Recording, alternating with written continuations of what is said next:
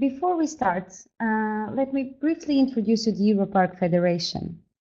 EUROPARC was founded quite a long time ago in '73, and we try to bring protected areas together to exchange practice and to improve the management of protected areas in Europe. Our members, we have around 400 members across Europe. They represent many of the national, regional, nature, marine parks that we have. But also they represent hundreds of Natura 2000 sites and urban and peri-urban parks. We envision to achieve a sustainable nature valued by people, and for that we have several programs to support parks. Apart from that, we have an office in Brussels where we represent the interests of our members and we lobby on behalf of nature. We cannot do it alone, so I'm calling you today from Germany, where our headquarters is in Regensburg, but we have also an office in Brussels and an office in Barcelona. Apart from that, we have 8 sections working from across Europe and representing the national interests of our members. So what we try to do is to support parks protecting nature by bringing people together. And it's because of this idea of bringing people together to exchange experiences that we started 1 year ago, our Eva Park Webinars. So we have done several webinars on a wide range of topics, from sustainable agriculture to marine, sustainable tourism, transboundary cooperation. And in this webinar today, we have focused on a very important topic for protected areas. So accessibility and inclusion. EUROPARC Germany, one of the sections of EUROPARC, they have been working for a long time in the topic, and recently they have produced a manual, and that you will hear all about it in 5 minutes. We believe that people with disabilities, both at physical and mental level, they are a very important group for the protected areas. And that's why it's important to empower and to support parks, delivering better opportunities for people with disabilities in their parks. So today we will hear Anne Schierenberg from EUROPARC Germany, and she will introduce the manual, Planning Accessible Experiences of Nature. And then we'll hear 2 case studies, one from Germany, focused more on the physical aspects on how to adapt paths for people with disabilities. And then we will hear a very interesting case study also from the United Kingdom, more focused on the human element. So physical and human dimension. The human dimension, we'll hear how they are creating volunteering programs for people with disabilities from their community. So I will pass the voice to Anne, but before, let me just tell you to please address all your questions in the chat box and address it to the correct speaker you would like to. So question for Anne, question for Johannes, or questions for Ryan. By the end of the presentations, we will have a debate. So it's very important that you write your questions. So thank you very much and enjoy the webinar. And before I get on to Anne, let me just introduce you. Anne Schierenberg, she's the head of civil engagement in EUROPARC Germany. And she has studied landscape planning in Berlin and has a lot of experience working abroad as a volunteer and with another NGOs. Anne, please, the floor is yours.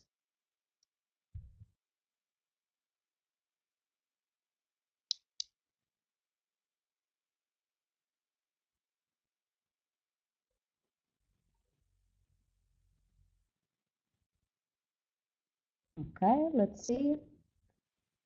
Did you get that? Now we hear you. Hello. Okay, thank you, Barbara. Hello to everybody following the webinar. I'm very happy to present our experiences and especially a manual treating the topic of planning accessible experiences of nature. I will do this presentation on behalf of my colleague, Kerstin Emons, who is responsible for this topic, accessibility and inclusion, at our office in EUROPARC, Germany. My presentation has two parts. The first one is a short introduction into the topic, following by a second part, in which I will explain some success factors of planning accessibility that we consider as especially important. Now, this short introduction, first of all, I want to explain the two aspects of experiences that we as EUROPARC Germany, as well as our members, have got during the past years. We can divide our experiences in two aspects. First of all, is the topic of accessibility of protected areas, terrains, and infrastructure. And the second aspect is the involvement of volunteers with disabilities. In this short presentation, I will focus on one example. It's the manual, as you can see on the right side. This manual is available in German and in English.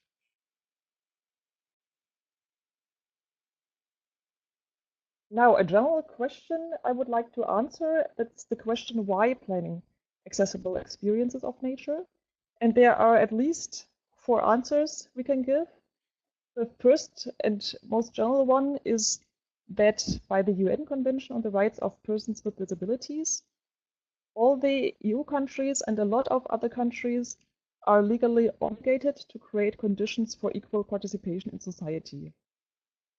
Another answer is that, I want to really emphasize that, accessibility essentially means more service and convenience for all visitors. I will come back to that aspect later.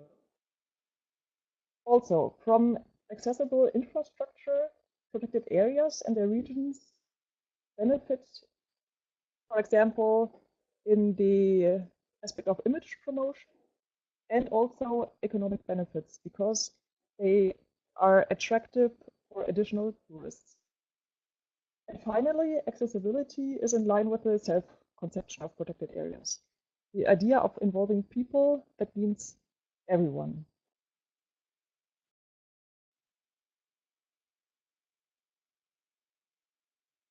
Now, coming to our manual.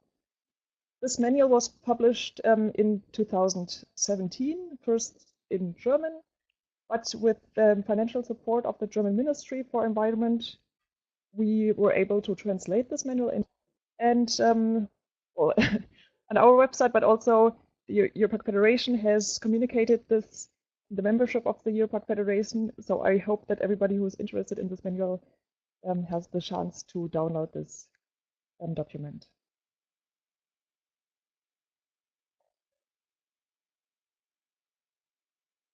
Now, in this manual, the question is the answer is given to the question, who are we talking about when we talk about accessibility and inclusion of people with disabilities? First, there is the group everybody thinks of. These are the people with physical disabilities. They are in some cases dependent on walking sticks, walking frames, or wheelchairs.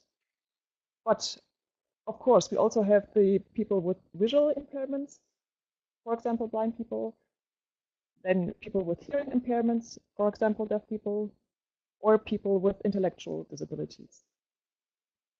We should also consider people who may be only limited temporarily, for instance, after an accident, or because of an. Further on, accessibility is important for groups and families with, for example, young children using prams, runner bikes, and so on, and also groups and families that are accompanied by relatives with disabilities that want to experience nature as a group or as a family. And finally, older people with decreasing hearing, vision, and stamina, and increasing need for security are very interested in accessible infrastructure in protected areas. Now, a second question is what are we talking about in the big field of accessibility? These are just some examples, and I won't read every single aspect, but you could maybe just scan through the slide and you will see this is, for example, we're talking about brochures with accessible offers, then parking spaces for disabled visitors, then exhibitions with multisensory exhibits, or audio guides free of charge. There are a lot of different aspects that are relevant when we talk about making protected areas more accessible for people. I won't be able to explain every single measure, but I would like to present you some, we have called them success factors for planning accessibility. These are some general hints you may want to consider when you plan and realize accessible offers in your protected areas, and these are based on our experiences that we've made over the years. The first success factor, it's about involving the target groups at the initial stage of surveying and planning. It's really important to consult with those people who are affected.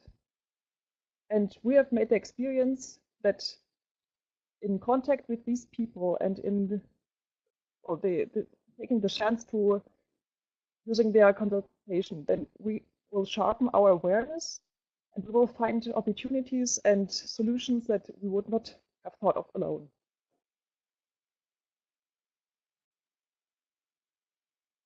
Oops, sorry. Now, the second success factor. No visitor will expect that everything is accessible in nature. Therefore, our recommendation is begin with the most appealing places of interest when you plan and realize accessibility. Because that way, every visitor can experience at least the uniqueness of your region. And don't expect to change everything at a time. No matter where you start, every detail benefits people with disabilities. Now, number 3, a very important aspect is train the park staff. The paid staff as well as volunteers, they should be trained and they should know how to interact with visitors with different types of disabilities and needs.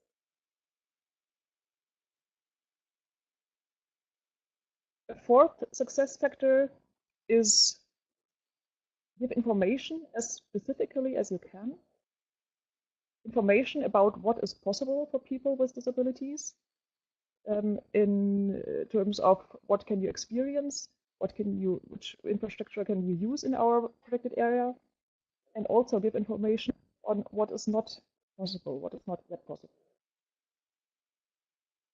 Inform about accessibility as a feature of convenience, not only for the narrow target group of visitors with disabilities, but also for all visitors.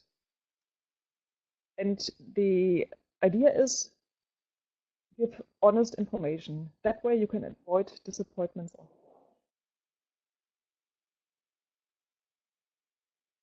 The fifth success factor. Well, everybody knows you're not alone in your protected area, so it's especially important to team up with other regional travel suppliers. We are talking about a tourism supply chain. You can see this on the right side of the slide. The nature experience is dependent on a range of different travel services, tourist services, and they have to be well functioning together as a whole chain.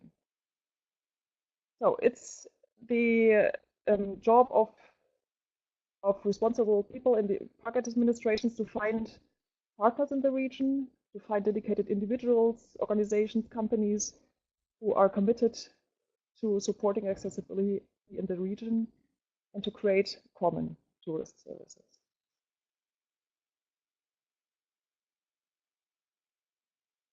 Now, finally, at least it's one of the most important aspects. Appoint a person who cares and who ensures continuity with personal commitment and necessary time. It's probably the same idea as with many other tasks in protected areas. You always need a person who is responsible, who has got time, who is accepted as person responsible for the topic.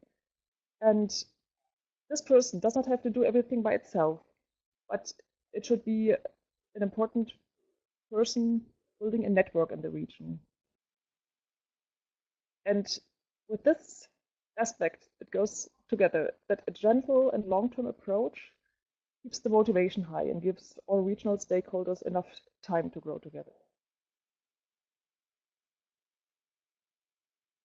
Well, these are the main findings and the main contents of our manual. They are described more in detail in the brochure, so you are very welcome to use this manual. We are very happy to receive your feedback, your experiences. And I want to say again, thank you to our German ministry, who was so kind to financially support our translation of the brochure. And yeah, I'm very happy to receive your questions or to know from your parks about this data for your accessibility. And these are our contact details. It's my colleague Kerstin Emons working on the topic and myself. So I'm happy to receive your feedback. Thank you very much for your. Thank you very much, Anne. And thank you very much, EUROPARC Deutschland, EUROPARC Germany, for creating this manual and for co-organizing this webinar with us. So this is a very important topic for many protected areas. And I really advise you to read through the brochure. So by tomorrow, you'll receive both the slides and link to download the brochure on your email. So this answers your question, Lisa. The brochure really guides you through how to implement accessibility in your park, and is full of self-check forms that can support you. So Anna, thank you very much once more for your work and for your presentation. And now we will go to a specific case study. So we'll see how in the Naturpark Eichsfeld-Hainich-Werratal they have implemented and they are working with people with disabilities. Meanwhile, let me just remind you that if you have any question that you would like to address to Anna and to Johannes, please use the chat box and address the question specifically to them. We will be reading your questions during the debate. So we will go now to the Naturpark Eichsfeld, and we'll hear from Johannes Hager. Johannes is the director of the park since 1992. He is a biologist, but with a background and a PhD in ecology, and he has studied in several places and worked both as a university assistant, but he has also worked as a consultant in the Republic Dominican and several projects related to wildlife and biodiversity protection. So Johannes, the floor is yours. Thank you very much, Barbara, for the introduction, and good morning to everybody. I like to introduce you to some works we are doing in our park. The Eichsfeld-Hainich-Werratal Nature Park is in the center of Germany and has an area of about 865 square kilometers. And we have also inside the National Park Hainich, so we have two centers. One is the National Park and one in the north of the park, where you're looking at the photograph now.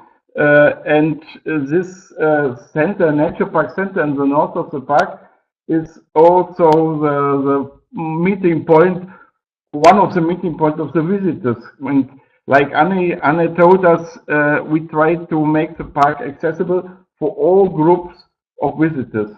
Young people, old people, people with disabilities. And so I would like to give you two examples. One is how we work with blind people, and the second is how we work with the physically disabled people. So let me start this presentation. First, after all, we are working together. Always we are working together with partners. With partners, and the partner for the blind people is the Association of Blind and Visually Impaired People in Thüringen. It's a local NGO, very active, and we made this project together with them. So you see, it's always presented in the press, and all to give information to everybody what is happening in the park. Here you find a small map of the Nature Park Center. You see the administration buildings, and also we made from the building made different passes for disabled people to use, and we organized information accessible for these people. So we find here all the points like this are some fields where the people get special informations on the path about nature. So we start, as I told, with blind people, and we prepared for them lots of instruction materials. One is a profile map, a map of all the area they can feel with the fingers, and so they can orientate themselves. One of the big wishes of these people was we like once to go with our own, not always to be accompanied by other people. So we tried to make the path, the trails in the area that these people can go alone and experience the nature without accompany all the time. Also, we made some brochures, and these brochures are prepared in a different way because not all the people are completely blind. So some can read, but have bad view. So we used big letters, large letters for the information. Also, they are covered with braille writing. And so we can give information to all of this group. And also, we try to have an acoustic system. So we programmed a talking pen. This pen can read here the writing, or like in the plan, you have special points. Yes, here, the yellow point. They are like a small hole in the surface of the pen, and the user knows he can go with the pen there, and the pen is identifying the sign, and so give a voice, give a acoustic instruction for this point. So we try to give information at every level. Yes. Here you see the plan again with the points where the talking pen can connect. Yes, we see it in work. Blind man trying to get the information, and it works very well. The voice is a computer voice like we have in rail train or like this. So it's very easy to understand. And so we installed our trails in all the park. Various pavement, we have like this lines where the blind people can put their stick and follow them, like here also, going to the forest. And at the beginning of the forest, the system changed. The system changed, and then you have these leading elements where the blind people can go with their stick along and follow all the area through the forest and don't get lost. You have to think about one thing. Blind people are not physically disabled. So they can climb up to our treetop house or all the instruments. Only you need the information.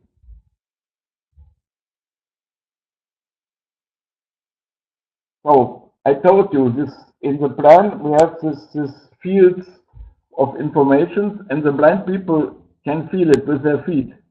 It's different. It's the pavement, profile pavement, and then they know in this area they will find additional information. Like here, it's tables with information with giving information in three levels. One is big, large letters. The second is a pyramid. They are profiled these letters so they can feel the letters, because not all blind people can read Braille writing. And also it's written in Braille. So every kind of writing is given. Here in the second picture, you see a field where we give information about the main trees of the forest. They are in wood carving and very interesting for the blind people. It's one of the points they like most. Yes, you have the big enlarged leaves of the trees. They can feel, and then they can go to forest and find these trees. Here you see here you see also the information to the tree. They can get more information in the brochure I told you. So different leaves. Yes. And this is we did for the blind people in the area of the Nature Park Center. So any question I will try to answer to this point. I think we will answer the questions after that in the discussion. It's right, Barbara? I hope so.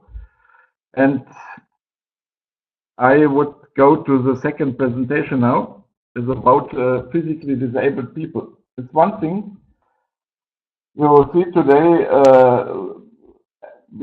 due to the new technique which is developed. These people try to enter to nature, to all the parts of nature. They're going on the trails, on small different trails. They are trying to go by canoe or by to reach all the points of nature. And we have one very important good partner who helps us to make the park accessible for these people, is Micropump. Yes, he's one of these people who are very active and try to go to every point of the park, and he knows the problems. He's testing for us the park and to identify the problems, or where are problems for physically disabled people, and we try to make these barriers disappear.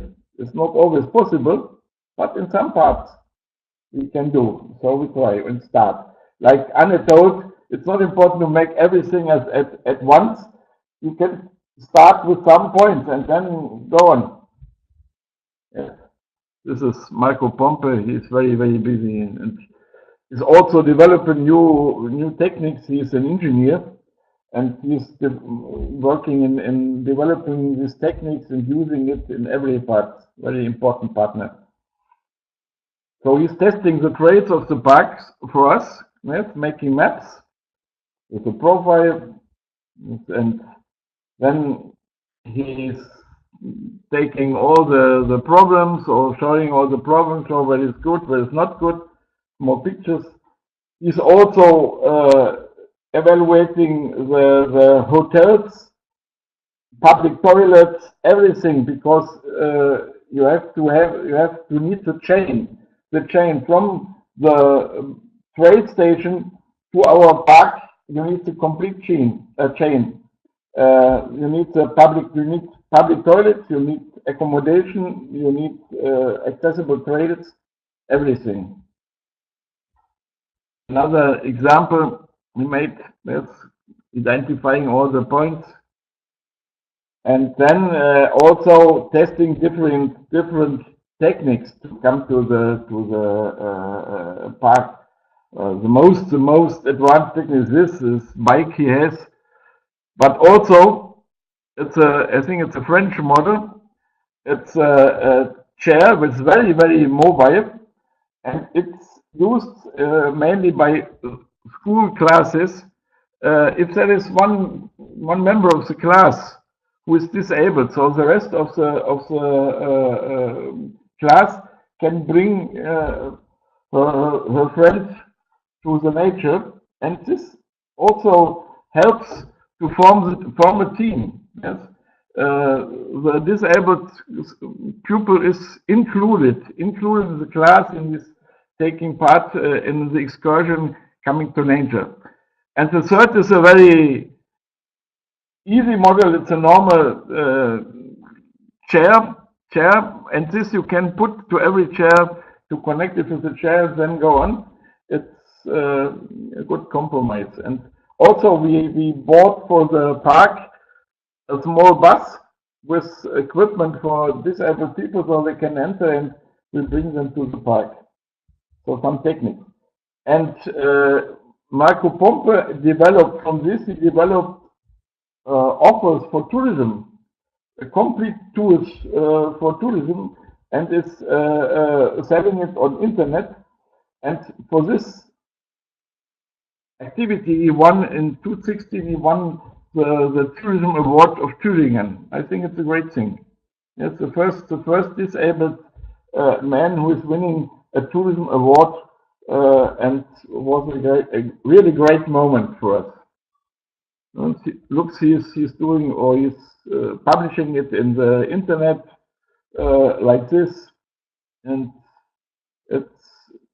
he's always finding big teams. There are coming people from all over Germany to take part in his tours. So with this tools example, I will finish my presentation and give you, if you are interested, my short connecting details. So you can write me by email, or can also look at our internet page from the park. Thank you very much. Johannes, thank you very much for your presentation. Thank you also for the questions that you have addressed. Please keep addressing your questions, and don't forget to mention to whom you are addressing the questions to. So please write Johannes or Ryan before the question. We have heard very interesting examples from Johannes, and now we will look into the human dimension. So from PATS and accessibility, we will hear how have they working with volunteers and long-term volunteers.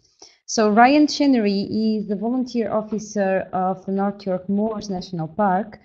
He comes from the Barbados, but moved to England in 2014, and since 2017 he is working with the park. So Ryan, the floor is yours. Hi, thank you, Barbara. Good morning, everybody. I'm going to start off with just addressing what our motivation for working with persons with disabilities is. This engagement is in line with one of our core national park values, which is basically the promotion of opportunities for everyone to get involved with the national park. And so this includes visitors and volunteers as well, right? There's three ways that we engage with disabled volunteers. Through the formation of something that we call associate groups, and I'll go into a bit more detail about those are in a couple of slides. We've also gone into breaking from our norm of only offering practical outdoor volunteering tasks and offering a variety of more office-based and indoor voluntary roles. And then we really try to focus on fitting the individual to the voluntary role in question. Right? So how we engage with disabled volunteers, let's go on to the first one, which is associate groups. We approach organizations within or in the vicinity of the national park whose members are what sometimes they'll call them residents or trainees, are either mentally or physically disabled. And we offer them the opportunity to carry out practical conservation volunteering tasks. The national park often consults with them and then selects the tasks that are appropriate for each group. And one of the really nice things is that on many occasions, the associate groups and the associate group members carry out the task alongside our existing national park volunteers.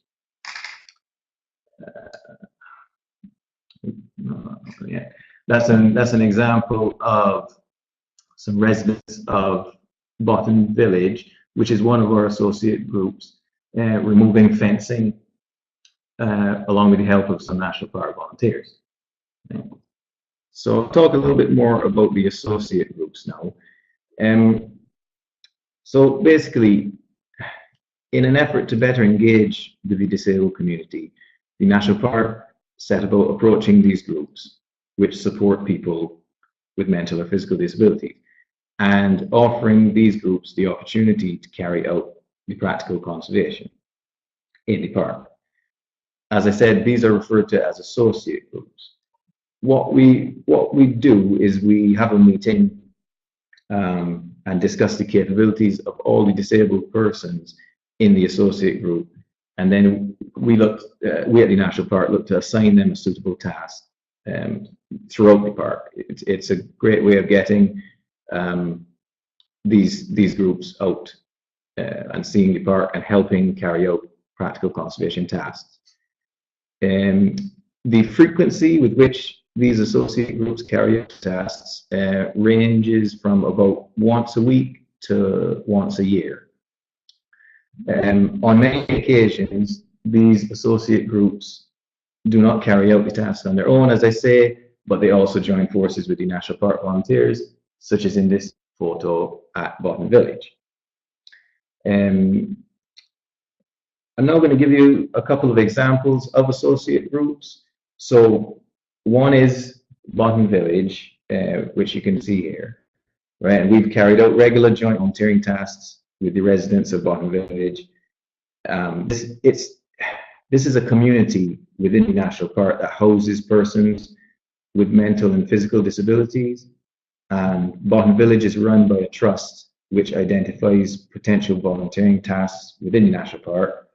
We head out to the site and have a look ourselves, and then together we say, okay, this will be a good task for this group to do. And then I recruit national park volunteers from amongst our existing group of volunteers to go out and carry out the task alongside Bottom Village, as in the photo. In 2018, we have carried out other large joint volunteering tasks between the national park and an organization called Beyond Boundaries. This is an organization that provides training for adults with learning disabilities. An example of a really nice task was in February 2018, when 10 national park volunteers and 5 Beyond Boundaries members built a viewing platform in a woodland. It was in a kind of a treehouse style, located off the ground with a viewing platform. It gave wheelchair users and those unable to climb a sort of an off the ground experience in the trees to observe wildlife and nature. I'll just go on to another example. So we've seen Bottom Village. This is another example here, which is Helmsley Walled Garden. and these are some members there helping to dig allotments. And again, we did this in conjunction with National Park volunteers. So I was explaining about associate groups, and that's one way we engage with the disabled community. This next slide is the second way we engage with persons with disabilities. So we've really tried to offer a variety of office-based roles and indoor roles as well. This has required a shift in national park, in our national park culture, from one which only tended to offer practical outdoor roles to all volunteers, and to now basically also offer a variety of indoor roles.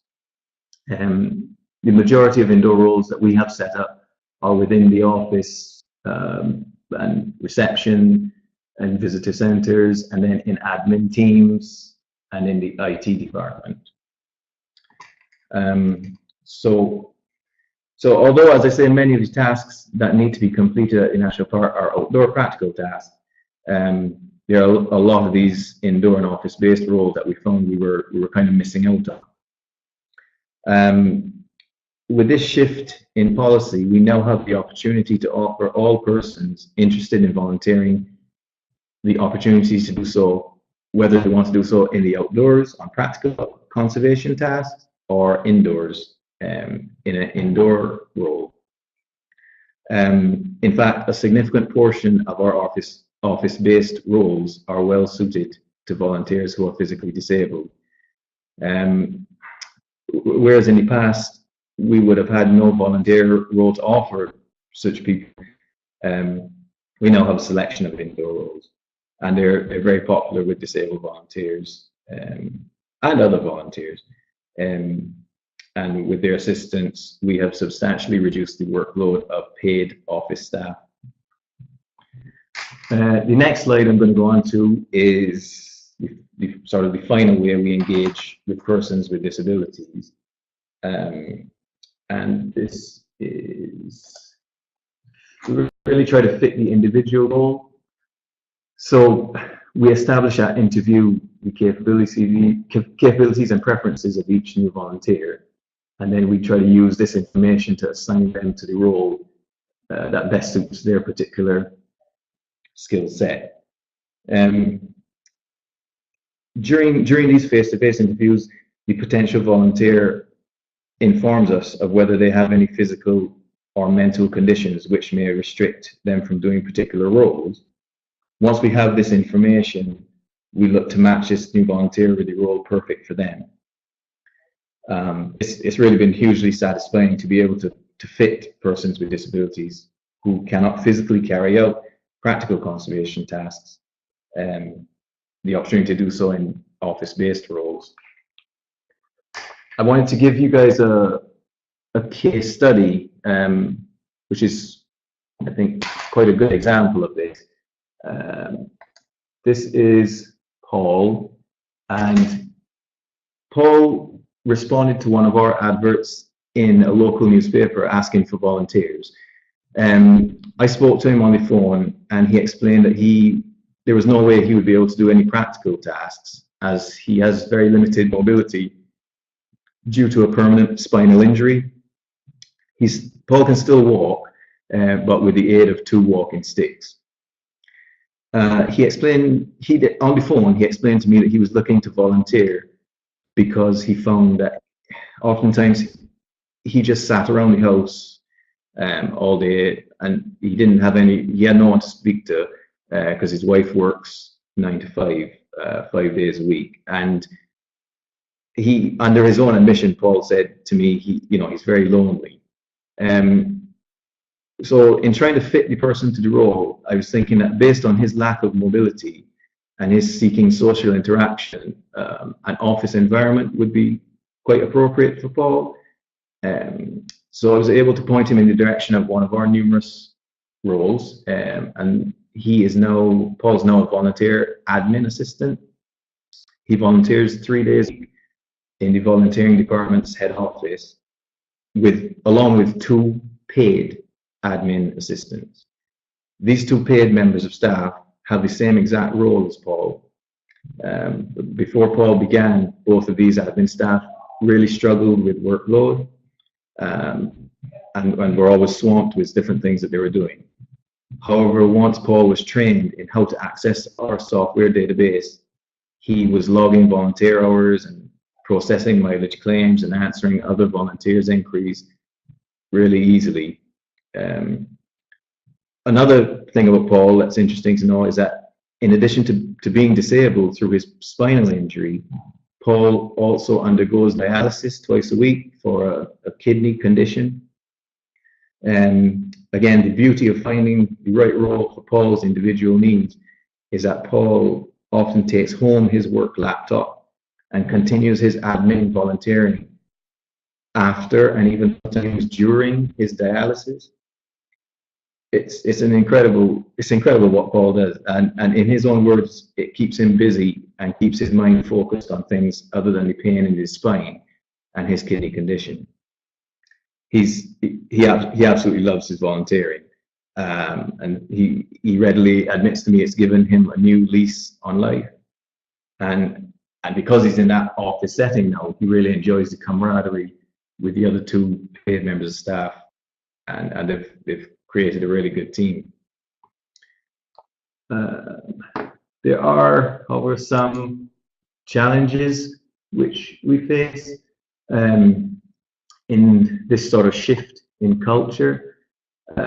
One was amongst some staff that these new volunteering roles in the offices were a threat to staff jobs, and in our trying to get people involved out in the park, disabled people, we do have some accessibility issues, which we're working on. So we have some accessible areas, but some which could do with some more work. So I'll talk about the threat to staff jobs first. One of the big challenges has been getting the staff on board with this shift in culture, like I was saying.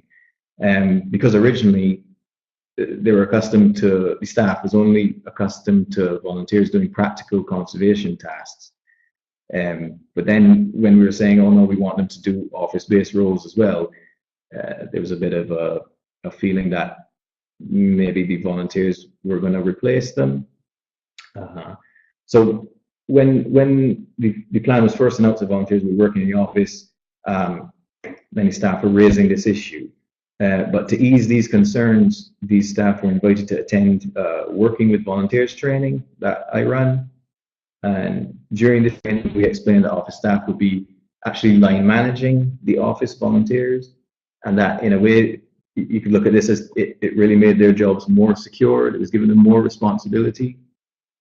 I'll talk a little bit about the accessibility bit now. Although we are constantly looking to improve our public rights of way, like I was saying, and make them accessible, there still remains some practical challenges for persons with disabilities to access the sites where the volunteering tasks are going to take place. And even within national park office buildings, a lot of these are listed buildings, and we can do very little construction in them or adjust them. So we have found that we have to try to keep disabled volunteers on the first floor, which can have sort of creates logistical issues, because sometimes the people on the third floor, the staff on the third floor could really use volunteers. So we're looking at that as well and how to remedy that situation. We have, let's just put them together. If you are thinking of working with volunteers in any of these ways, I think there's a couple of recommendations. If you'd like to do it, you can. This is what we did. We set up a disability action group, and then perhaps you could reach out to establish disabled organizations, sort of how we did. So I'll say, what I'd like to say about the disability action group is it's worked really well. So it was an action that we took prior to beginning to engage more closely with disabled volunteers. We set up this group, and we approached disabled organisations in and around the park and posted on social media and advertised within local communities in the hope of attracting members to this group. A number of people came forward to join the group, and the group is now primarily made up of persons with disabilities or partners of people with disabilities who regularly visit or live in the park.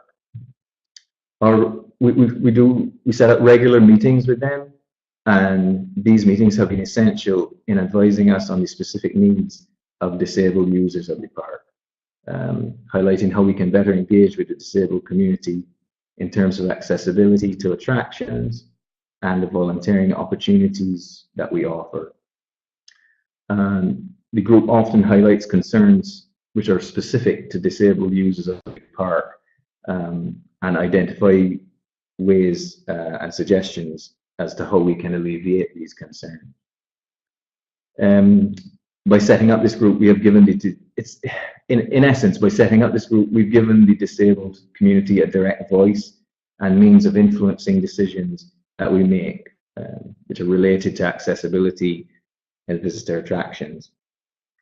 And then finally, yeah, I would just say maybe have a go at setting up associate groups, and reach out to the organisations with disabled members and look at ways they can engage in the park.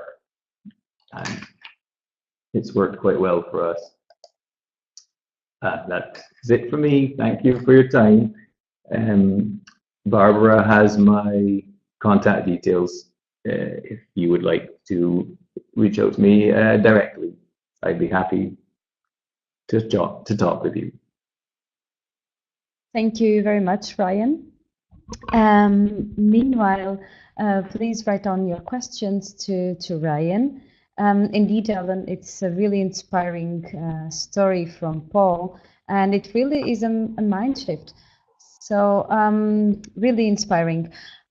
To start the webinar, I would like to address a question to Ryan.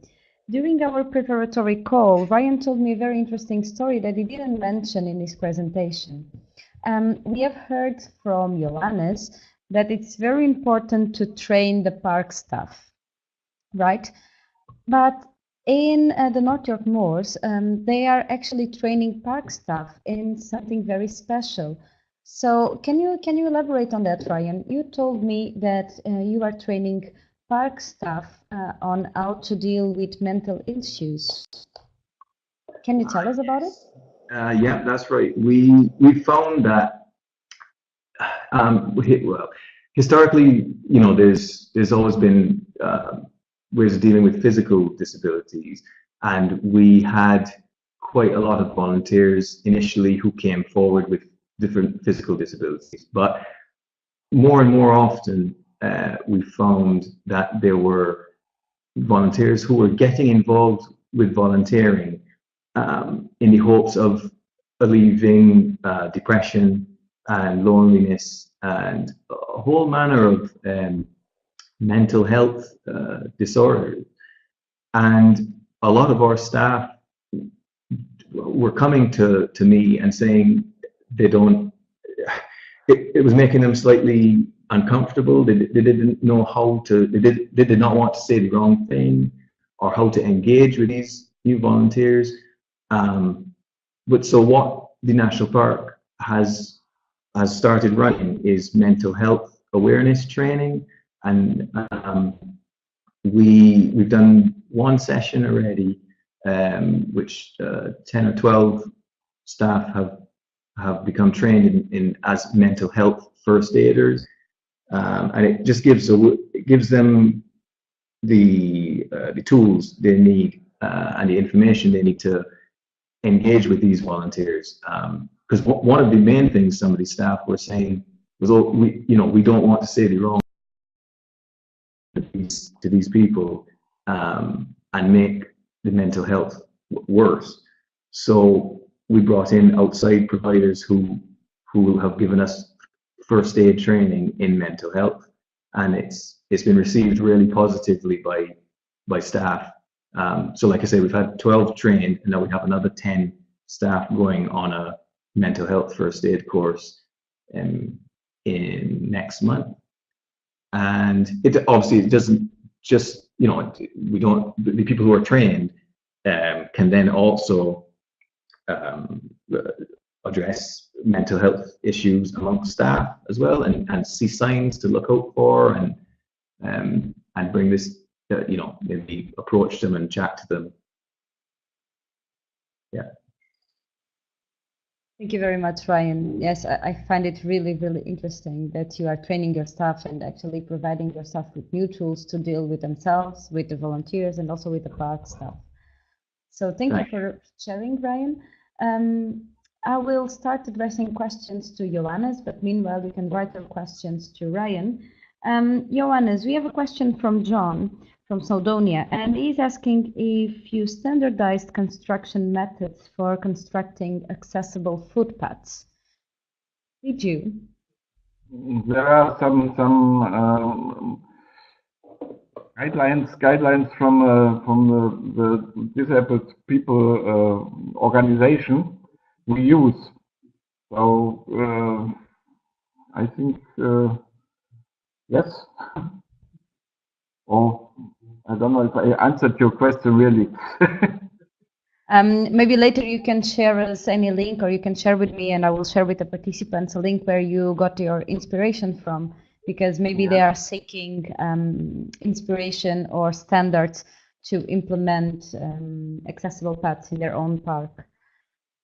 Any question? The participants can write to me by email. I will try. Okay. So yeah, you can also write directly to Johannes. I can also share the emails of the presenters in the email. Another question for you, Johannes.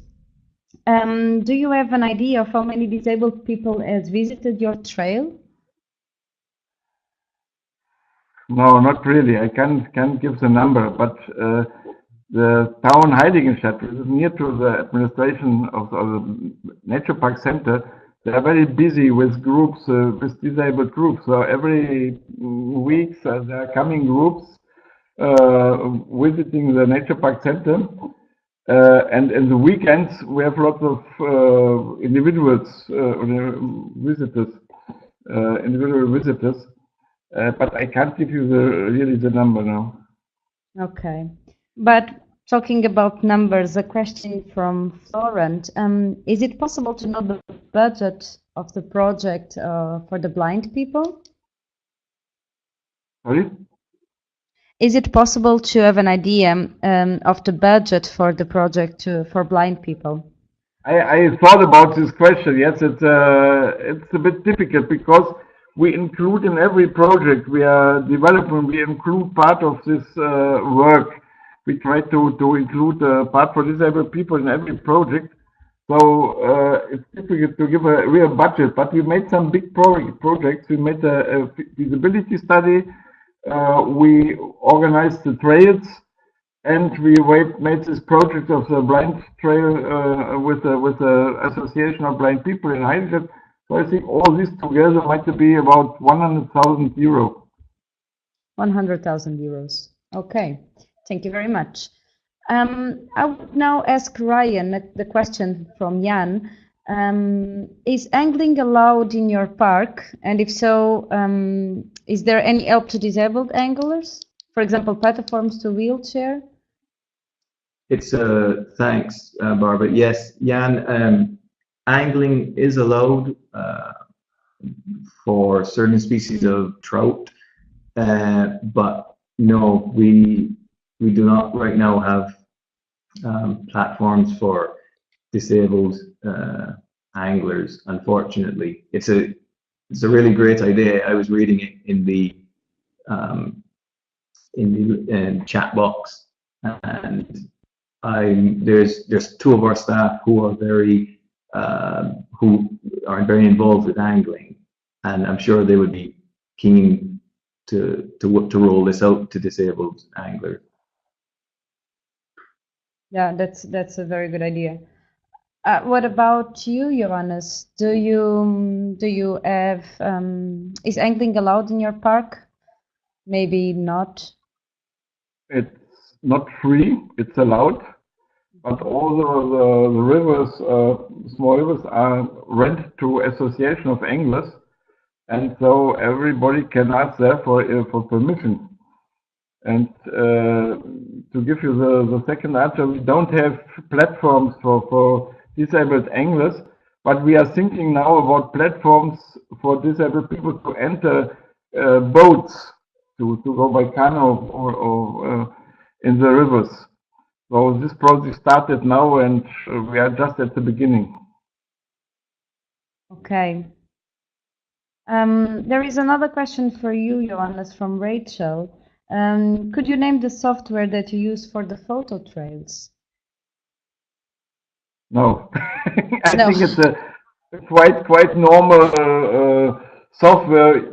It's the same you have in every computer. I think there's no special software used.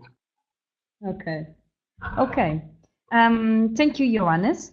Meanwhile, you can still write your questions, but for now I will address a question to Anne. Anne, there is a question from Ryan, and the question is, how did you find out about the target groups? So can you explain a bit about the process to build up the brochure? Did you organize workshops? Did you work directly with specialists on site? How did you do it? Well, I think it's especially important for the single parks to get in contact with organizations that represent groups of people with disabilities in the region. And in general, they are very interested in cooperation. They also often help voluntarily as consultants. I think we have heard from Johannes that they have worked together with a group of blind people, and this is just one example of a lot of practical examples throughout Germany that parks cooperate with regional organizations. Yeah, indeed. Also Ryan mentioned that they work with the associate groups and they created the action groups. So this seems to be really an important step for parks to work with their local organizations and communities. This is the best way for them to have an idea of the needs, the specific needs of these target groups. And also another question for you, Anne, from Helen. How did you define the most desirable areas to focus your resources on? Well, I think simply these are the places with a high number of visitors, and also the places that are promoted as highlights of the park. I mean, that's something that park staff knows best, which are the places that are visited most often, and also the places where you want to the visitors to be. Okay.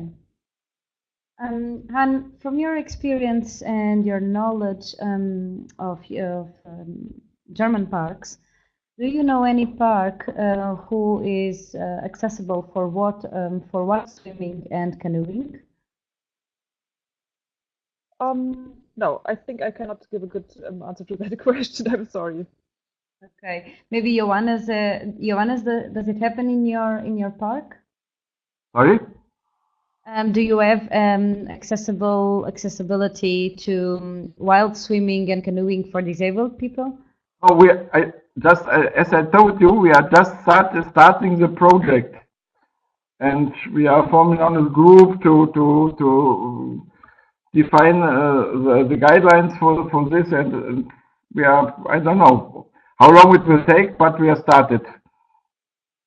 Great. So maybe, John, you should get in touch directly with Johannes and maybe exchange experiences. Okay, we have another question to Anne from Emma. Is EUROPARC Deutschland planning to organize a course on accessibility in protected areas? I know you have made it in the past, but is anything coming up next? It's not planned yet, and our experiences were that the last workshop we have offered we could not find enough participants throughout Europe for delivering this workshop and training.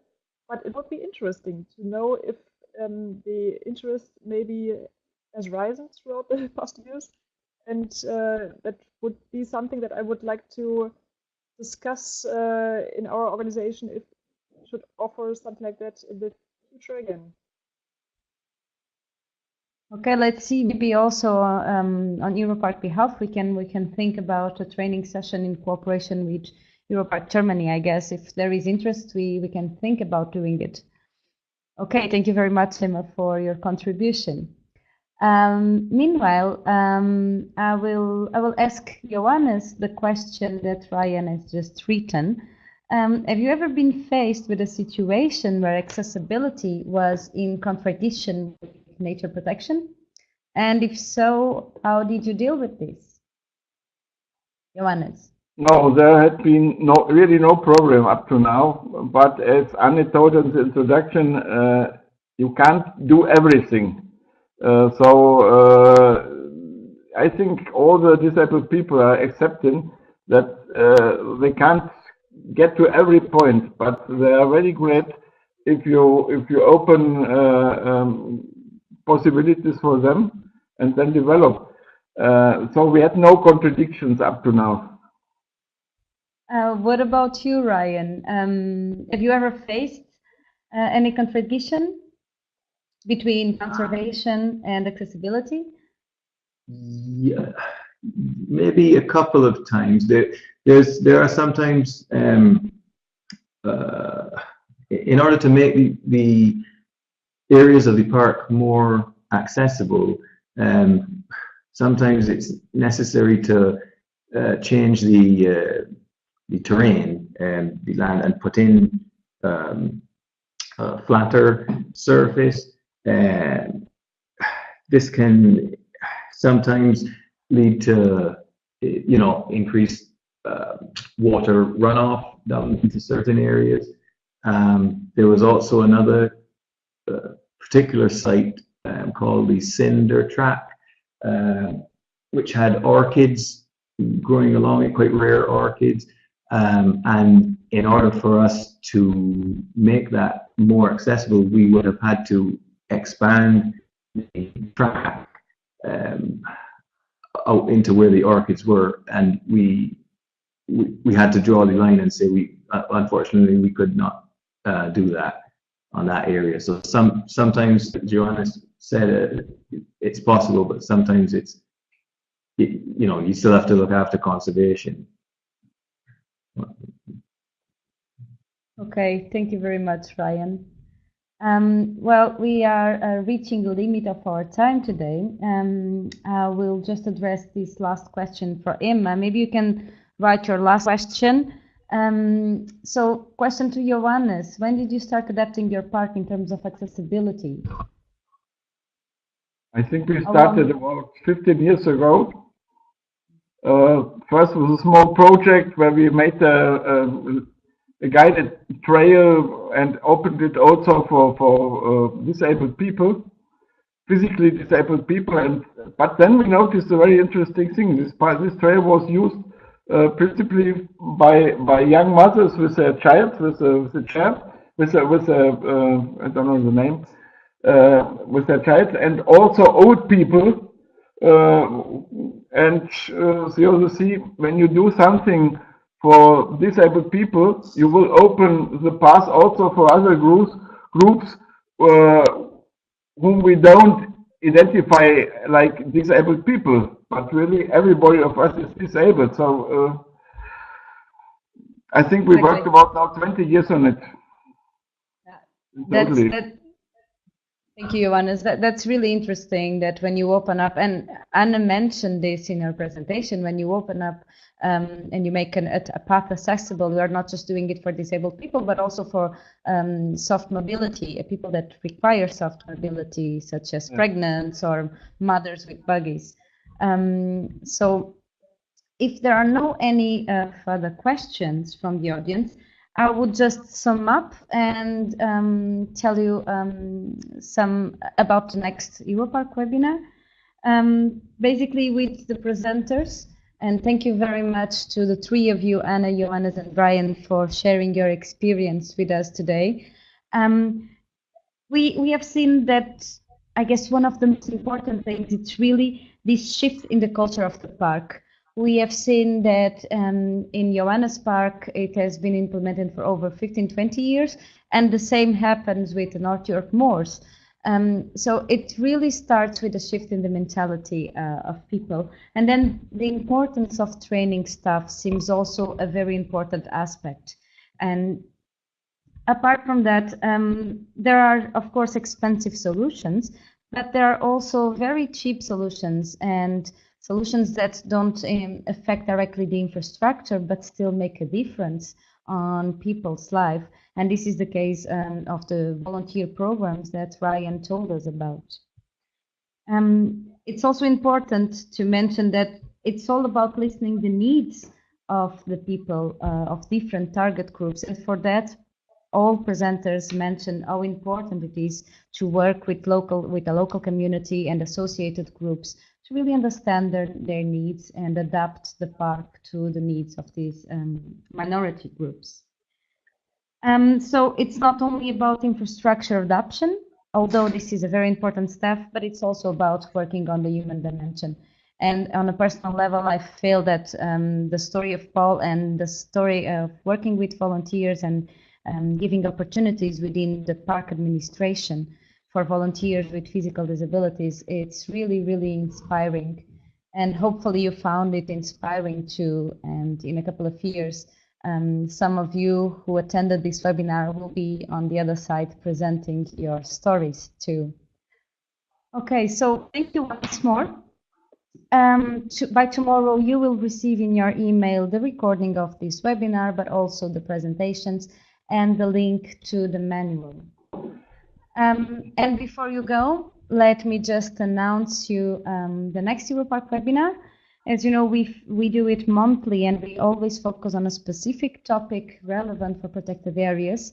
The next webinar will be on climate change, and we will hear 2 stories on how protected areas are implementing adaptation measures to climate change, but also mitigation measures. So this will be on the 6th of November. It will also be announced tomorrow, so keep tuned. And meanwhile, your suggestions are very welcome. You can contact us at office@europarc.org and write us an email if you would like to have the direct contact of either Johannes or Ryan or Anne. And we are here for you. So any ideas you have, just pop us an email and we'll be glad to organize a webinar in a topic suggested by you. So Anne, Ryan, Johannes, thank you once more. It was great to have you here, to have your experience. And well, I hope to hear from you again. Thank you very much, Barbara. Yeah, thank you. Thank you, Barbara. Thank you very much. Bye. Thank you. Goodbye, and have a nice afternoon for all of you. Goodbye.